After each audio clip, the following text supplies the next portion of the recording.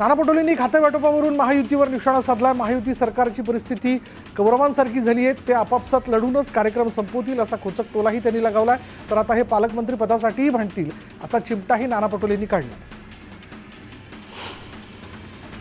खातेवाटपासंदर्भात काही जण समाधानी तर काही जण असमाधानी आहेत, हे चालत राहतं, पण प्रत्येकाने आपल्या खात्याला न्याय देण्याचा प्रयत्न करायचा असतो असं वक्तव्य उपमुख्यमंत्री अजित पवारांनी केलं।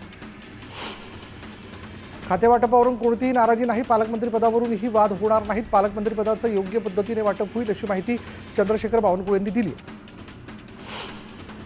रायगडचं पालकमंत्रीपद मलाच मिळणार असा विश्वास मंत्री भरत गोगावले यांनी व्यक्त केला। सर्वसामान्य शेतकऱ्याचा मुलगा मंत्री झाल्यानं जनतेला आनंद झालाय असंही ते यावेळी म्हणाले। खातेवाटपानंतर आता पालकमंत्री कोण होणार याकडे सर्वांचंच लक्ष लागलंय। बीडच्या पालकमंत्री पदासाठी मुंडे भावंडांमध्येच रस्सीखेच असल्याच्या चर्चा रंगू लागल्या। शालेय शिक्षण मंत्रिपदावर वर्णी लागल्यानंतर दादा भुसेंचं मालेगावात आगमन होताच त्यांचं जंगी स्वागत करण्यात आलं। भुसेंच्या समर्थकांनी त्यांची वाजत गाजत मिरवणूक देखील काढली। मला पुन्हा पाणी पुरवठा खातं मिळाल्याचा आनंद आहे अशी भावना गुलाबराव पाटील यांनी व्यक्त केली। कोणतंही खातं हलकं फुलकं नसतं, काम करणारा माणूस जिथे लात मारेल तिथून पाणी काढतो असं गुलाबराव पाटलांनी म्हटलं। राज्य सरकारचं खातेवाटप जाहीर करण्यात आले। खातेवाटप झाल्यानंतर पालकमंत्री पदाच्या जबाबदारीबाबत उत्सुकता निर्माण झाली। विशेष म्हणजे तिन्ही मंत्र्यांपैकी जळगाव जिल्ह्याची धुरा कोणाकडे येणार याबाबत चर्चा सुरू झालेली। सिंधुदुर्ग जिल्ह्यातील खारेपाटणमध्ये नितेश राणेंचं जल्लोषात स्वागत करण्यात आलं। नितेश राणेंना पुष्पहार घालत त्यांच्यावर जेसीबीतून पुष्पवृष्टी करण्यात आली। मंत्रिपदाची शपथ घेतल्यानंतर योगेश कदम दापोली विधानसभा मतदारसंघात दाखल झालेत। रत्नागिरी जिल्ह्याच्या प्रवेशद्वारावर शिवसेनेच्या वतीने योगेश कदम यांचं जंगी स्वागत करण्यात आलं। रायगडमधील शिवसेना आमदार भरत गोगावले यांना मंत्रिपद मिळाल्यानं रायगडकरांमध्ये वेगळाच उत्साह निर्माण झाला। हिवाळी अधिवेशन आटपून मुंबईत येणाऱ्या मंत्री गोगावलेंच्या स्वागतासाठी रायगडवासीय थेट मुंबई विमानतळावर धडकले। कॅबिनेट मंत्रिपदाची शपथ घेतल्यानंतर संजय शिरसाट पहिल्यांदा छत्रपती संभाजीनगरमध्ये दाखल झाले। कार्यकर्त्यांकडून संजय शिरसाट यांचं जंगी स्वागत करण्यात आलं। फटाके फोडून क्रेनच्या साह्यानं भव्य हार घालून संजय शिरसाट यांचं स्वागत करण्यात आलं। अजित पवारांनी नवीन खेळी खेळल्याचं पाहायला मिळतं। भुजबळांना रोखण्यासाठी माणिकराव कोकाटे यांना थेट कृषी मंत्री करत दादांनी भुजबळांना जोर का झटका दिलाय। भुजबळांना कायम उघड विरोध करणारा नेता म्हणून माणिकराव कोकाटे यांची ओळख आहे। कृषी मंत्रिपद मिळाल्यानंतर माणिकराव कोकाटेंचं संपूर्ण नाशकात बॅनर्स लावण्यात आलेत, मात्र या बॅनर्सवरून छगन भुजबळांचा फोटो गायब झाल्यानं चर्चांना उधाण आलंय।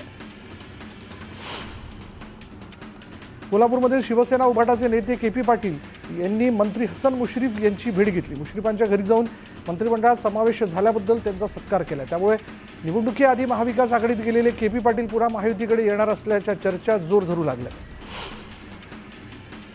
विधानसभा निवडणुकीतील दणदणीत विजयानंतर भाजपने स्थानिक स्वराज्य संस्थांच्या निवडणुकीसाठी तयारी सुरू केली। दरम्यान 3 महिन्यात निवडणुका व्हायला हव्यात असा प्रयत्न असल्याचं वक्तव्य करत मुख्यमंत्री देवेंद्र फडणवीस यांनी या निवडणुकांबाबतचे संकेत दिले। छगन भुजबळ साहेब नाराज आहेत ही वस्तुस्थिती आहे, मात्र ते भाजपमध्ये येतील की नाही याबाबतचा सर्वस्वी निर्णय घेण्याचा अधिकार देवेंद्र फडणवीस यांनी घेतलाय असं वक्तव्य गिरीश महाजन यांनी केलं। छगन भुजबळ मोठे नेते आहेत, भुजबळांची राज्याला आणि पक्षाला गरज आहे, त्यामुळे ओबीसी नेते भुजबळांची समजूत काढतील अशी प्रतिक्रिया गुलाबराव पाटील यांनी दिली आहे। दादरमध्ये राज ठाकरेंच्या भाच्याच्या लग्न सोहळ्यात ठाकरे बंधू एकत्र पाहायला मिळाले। लग्न सोहळ्यात दोघांमध्ये कौटुंबिक संवादही झाला। दोन्ही भावांच्या भेटीनंतर पुन्हा एकदा राजकीय वर्तुळात दोघेही एकत्र येण्याच्या चर्चा सुरू झाल्या। उद्धव ठाकरे आणि राज ठाकरेंच्या भेटीवर नाना पटोलेंनी वक्तव्य केलं। कोण कुणाला भेटतंय यापेक्षा जनतेचे प्रश्न काँग्रेससाठी महत्त्वाचे आहेत असा खोचक टोला नाना पटोलेंनी लगावला। एकनाथ खडसे आणि गिरीश महाजन यांच्यातील वाद लवकरच संपेल आणि जिल्ह्याच्या विकासासाठी सगळे एकत्र येतील असा विश्वास रक्षा खडसे यांनी व्यक्त केला। अमित शहांच्या वक्तव्याचा विरोधक विपर्यास करतायत, खोटा नॅरेटिव्ह सेट करण्याचा प्रयत्न करण्यात आला असं म्हणत रक्षा खडसेंनी विरोधकांवर निशाणा साधला। जगात धर्माच्या नावाखाली जितके अत्याचार झाले ते चुकीच्या समजुतीमुळे झाले असं महत्त्वाचं वक्तव्य सरसंघचालक मोहन भागवत यांनी केलं। शरद पवारांनी पुण्यातील भीमथडी जत्रेला भेट दिली। जत्रेत ग्रामीण भागातील कला खाद्य संस्कृतीचं दर्शन घडतंय। रोहित पवारांच्या आई सुनंदा पवारांकडून जत्रेचं आयोजन करण्यात आलं। उपमुख्यमंत्री अजित पवार बारामती दौऱ्यावरती आहेत। यावेळी बारामती MIDC जवळ नव्याने सुरू करण्यात आलेल्या अष्टविनायक ज्वेलर्स शॉपचं अजित पवारांच्या हस्ते उद्घाटन करण्यात आलं। बारामतीमध्ये मराठा क्रांती मोर्चाच्या वतीनं अजित पवारांना निवेदन देण्यात आलं. संतोष देशमुख हत्या प्रकरणातील गुन्हेगारांना तात्काळ अटक करा, धनंजय मुंडेंची मंत्रिमंडळातून हकालपट्टी करा अशी मागणी करण्यात आली. येत्या 5 जानेवारीला उद्धव ठाकरे तर 10 जानेवारीला राहुल गांधी, प्रियंका गांधी आणि अरविंद केजरीवाल मार्केटवाडीला भेट देणार आहेत. इथल्या ग्रामस्थांशी आणि मतदारांशी ईव्हीएम मशीनविषयी चर्चा करणार आहेत. कर्नाटक सरकारच्या अलमट्टी धरणाच्या उंची वाढवण्याच्या निर्णयाबाबत लवकरच कर्नाटकचे मुख्यमंत्री आणि उपमुख्यमंत्री यांची भेट घेण्यात येईल अशी माहिती सांगलीचे खासदार विशाल पाटील यांनी दिली. अलमट्टीच्या उंचीबाबत जल आयोगालाही पत्र लिहिल्याचं विशाल पाटील यांनी सांगितलं. विठुरायाची पूजा करण्यासाठीची हजारो भाविकांची प्रतीक्षा आता संपली आहे. नवीन वर्षात पहिल्या 3 महिन्यांसाठी येत्या 1 जानेवारीपासून विठ्ठलाच्या पूजेसाठी ऑनलाईन बुकिंग करता येणार आहे. शेतकऱ्यांना धान उत्पादनासाठी त्यांच्या धान लागवडीनुसार प्रति हेक्टरी 20,000 रुपये प्रोत्साहनपर बोनस देण्यात येईल. मुख्यमंत्री फडणवीसांनी तशी घोषणा केली आहे. गोशाळांना आर्थिकदृष्ट्या सक्षम करण्याकरता सन 2024-25 पासून गोशाळेत ठेवण्यात येणाऱ्या देशी गायींना 50 प्रति गोवंश अनुदान देण्यात येणार आहे. अर्ज करण्यासाठी 31 डिसेंबरपर्यंतची मुदत आहे. नागपुरातील राज्य विधिमंडळाच्या हिवाळी अधिवेशनामध्ये 33,788 कोटी रुपयांच्या पुरवणी मागण्यांना मंजुरी देण्यात आली, ज्यामुळे लाडकी बहीण योजना पुढेही कायम सुरू राहणार हे निश्चित झालं. या योजनेसाठी 1400 कोटी रुपयांची तरतूद करण्यात आली आहे. मुंबई पुणे द्रुतगती महामार्गाचं 8 पदरीकरण करण्याचा निर्णय घेण्यात आला. यासंबंधीचा प्रस्ताव MSRDCकडून फेब्रुवारी 2024 मध्ये राज्य सरकारकडे मंजुरीसाठी पाठवण्यात आला. मात्र अद्याप या प्रस्तावाला मंजुरी मिळत नसल्यानं काम रेंगाळले. त्यामुळे आता MSRDCला या प्रस्तावाच्या मान्यतेची प्रतीक्षा आहे. एकीकडे कर्जावरील व्याज दरात कपात होत नसताना मोदी सरकारने पुन्हा एकदा महागाईचा बॉम्ब टाकला. विमा क्षेत्रात GST कपातीचा निर्णय घेण्याच्या आग्रही मागणीला सुद्धा GST परिषदेने वाटाण्याच्या अक्षता लावल्या आणि त्यामुळे देशभरात नाराजीचा सूर आहे. मुंबईतील नीलकमल बोट दुर्घटनेतील मृतांचा आकडा 15वर पोहोचला आहे. बोट अपघातात बेपत्ता असलेल्या 7 वर्षांच्या मुलीचा मृतदेह शनिवारी शोध मोहिमेदरम्यान सापडला आणि या प्रकरणी नौदलाच्या स्पीड बोटीचा चालक आणि इतर संबंधित व्यक्तींविरुद्ध कुलाबा पोलीस स्टेशनमध्ये गुन्हा दाखल करण्यात आला. गेटवे ऑफ इंडिया इथून घारापुरीला जाणाऱ्या नीलकमल बोटीला अपघात झाला होता आणि अपघाताच्या चौकशी अंतर्गत बोटीतून क्षमतेपेक्षा अधिक प्रवासी प्रवास करत असल्याचं स्पष्ट झालं. याची गंभीर दखल घेत मुंबई सागरी मंडळाने अखेर आता नीलकमल बोटीचा प्रवासी परवाना, नोंदणी प्रमाणपत्र आणि सर्व्हे प्रमाणपत्र निलंबित केलं. मुंबई महापालिकेच्या आरोग्य केंद्रातील सहाय्यक परिचारिकांना दिलासा मिळाला. 139 परिचारकांचा जानेवारीमध्ये तर उर्वरित 39 परिचारकांचा फेब्रुवारीमध्ये पगार होईल असं आश्वासन पालिकेच्या आरोग्य विभागाकडून देण्यात आलं. पुरवलीत मेट्रो स्थानकाच्या शेजारी अवैधपणे रॅबिट आणि कचरा टाकला जातो, त्यामुळे नागरिकांना त्रासाला सामोरं जावं लागतंय. या प्रकरणी कारवाई करण्याचे आदेश केंद्रीय मंत्री पियुष गोयल यांनी दिले. कुरवळजावळी धरणाला गळती लागल्यानं ते धरण कोणत्याही क्षणी फुटण्याची भीती नागरिकांनी व्यक्त केलेली आहे. त्यामुळे मोठ्या प्रमाणात नुकसानासह जीवितहानीही शक्यता आहे. हिंगोलीच्या गोरेगाव केंद्रा वरखेडाकडे जाणाऱ्या रस्त्याची अक्षरशः चाळण झाली आहे. जागोजागी खड्डे पडल्यानं रस्त्याची दुरावस्था झाली, त्यामुळे नागरिकांना नाहक त्रास सहन करावा लागतोय. बीडचे पोलीस अधीक्षक म्हणून पदभार घेताच नवनीत कौवत यांनी मस्साजोग प्रकरणात वरिष्ठ अधिकाऱ्यांची बैठक बोलवलेली आहे. तपास कुठपर्यंत गेलेला आहे, तपासामध्ये काय काय बाकी आहे याचा आढावा घेतला जाईल.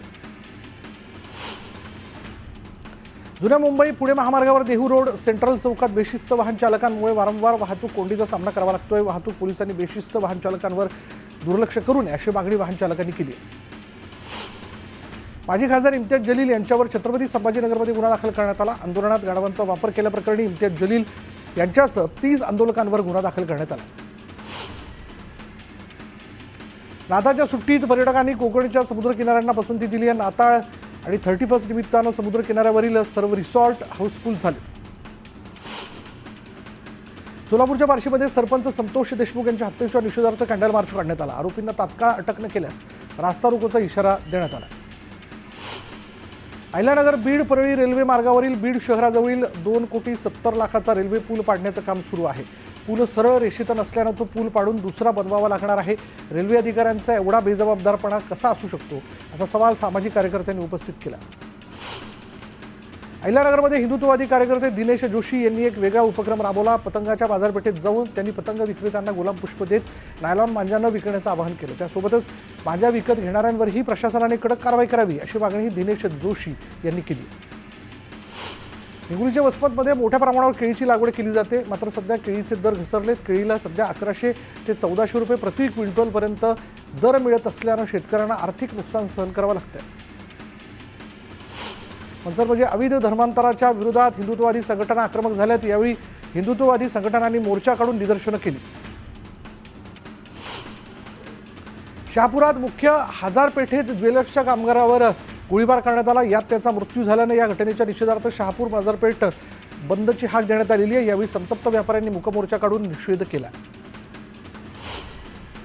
मुंबई कल्याण आणि ठाकुर्ली दरम्यान नवीन पत्रीपुलाचा तिसरा गर्डर टाकण्यासाठी मध्य रेल्वेनं आज विशेष ट्रॅफिक आणि पॉवर ब्लॉक घोषित केलेला आहे। ब्लॉक वेळेत 5व्या 6व्या मार्गावरील वाहतूक आणि कल्याण ते ठाणे दरम्यान लोकल बंद राहणार आहे। वांद्रे कुर्ला संकुलात पोहोचणं आता आणखी सोपं होईल। बीकेसी कनेक्टरच्या खाली 180 मीटर लांबीचा बिसिंग लिंक बांधण्यात आला आणि हा रस्ता सोमवारपासून वाहतुकीसाठी खुला केला जाणार आहे। लोकलची गती वाढवण्यासाठी पश्चिम रेल्वेने क्रॉस ओव्हर पॉईंट्सवर वीक वेब स्विच बसवण्यास सुरुवात केली। सध्या याचं 54% काम पूर्ण झालं असून नव्या वर्षात काम पूर्ण करण्याचं नियोजन रेल्वे प्रशासनाने केलेलं आहे। धारावीच्या पुनर्विकासासाठी मिठागरांची जागा विकासकाला दिल्यास मुंबईत पाण्याचा निचरा न होण्याचा आणि परिणामी महापुराला निमंत्रण देण्याचा गंभीर धोका निर्माण होऊ शकतो असं पर्यावरण तज्ज्ञांचं म्हणणं आहे। पाण्याचा निचरा न झाल्यानं मुंबईला पुराचा धोका असल्याचा इशारा पर्यावरण तज्ज्ञांनी दिला। मुंबईतील विशेषतः उपनगरातील हवेची गुणवत्ता आणि दृश्यमानता दिवाळीपासून दिवसेंदिवस खालावल्याची उच्च न्यायालयाने शुक्रवारी गंभीर दखल घेतली। तसंच स्थिती पुन्हा उद्भवण्यासाठी महापालिका, राज्य सरकार, राज्य प्रदूषण नियंत्रण मंडळाची वर्षभर ठोस प्रयत्न न करण्याची निष्क्रियता जबाबदार असल्याची टीका न्यायालयाने केली। न्यायालय आदेश देईपर्यंत कोणालाच काही करायचं नसल्याचंही न्यायालयाने यंत्रणांना सुनावलं। पुण्याच्या लोहगाव विमानतळाच्या नव्या टर्मिनलवरून विमान उड्डाणांची संख्या दिवसेंदिवस वाढते। शनिवार रविवार तर तब्बल 200पेक्षा जास्त विमानांचं उड्डाण होतं आणि याशिवाय पुण्यातून देशातील 35 विमानतळांसह 3 आंतरराष्ट्रीय उड्डाणांना थेट कनेक्टिव्हिटी जोडण्यात आल्यानं प्रवाशांना दिलासा मिळाला। शिरूर तालुक्यातील सर्व 1366 विविध कार्यकारी सेवा सहकारी संस्था संघटीकृत करून त्या ऑनलाईन प्रणालीद्वारे जोडल्या जाणार आहेत अशी माहिती जिल्हा उपनिबंधक प्रकाश जगताप यांनी दिली।